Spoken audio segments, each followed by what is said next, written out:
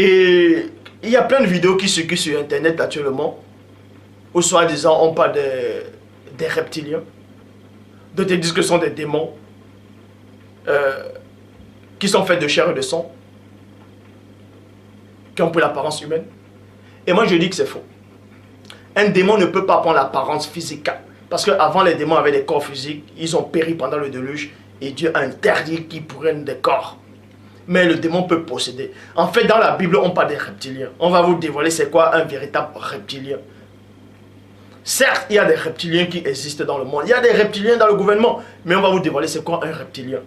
Pour ça, je vous exhorte d'aller dans Actes des Apôtres, chapitre 16, au verset 16. Dans la Bible de l'épée, il est dit: Or, comme nous allions à la prière, une servante qui avait un esprit de python. Un python, c'est un reptile. Et quand vous êtes possédé par un esprit de python, ou un esprit de bois, ou un esprit de serpent, vous êtes un reptilien. Vous êtes un reptilien. Il y a même des esprits des pharaons, ainsi de suite. Bref, là, on va s'arrêter à ce qui est écrit là. Dans Acte 16, cette femme-là était une reptilienne. Et les reptiliens ont pour fonction de lire l'avenir, de voir l'avenir, exactement comme les diseurs de Bonaventure. Les devins, eux, sont des reptiliens en fait. Ceux qu'on appelle les Nostradamus, ils étaient possédés par des esprits reptiliens.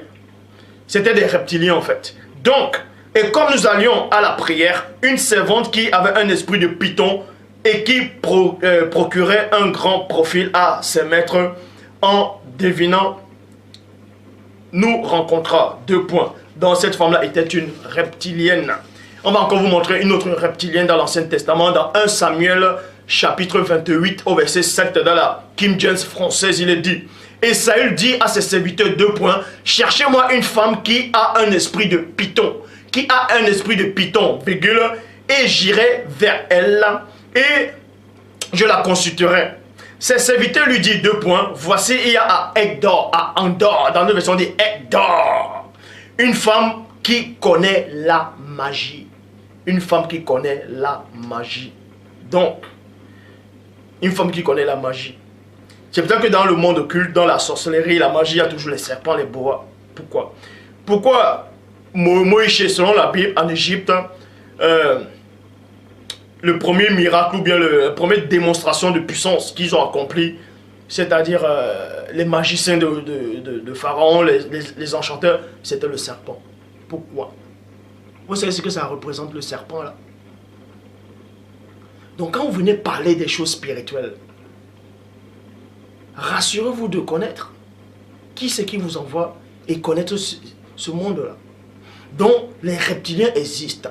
Et les reptiliens sont des démons, ce sont des esprits de python, des esprits de serpent qui possèdent le corps des gens.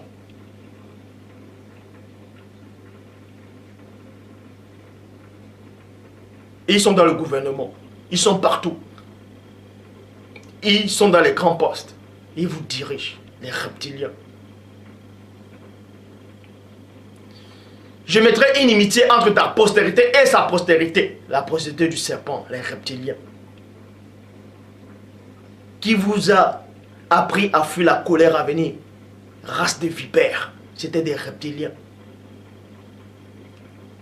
Donc,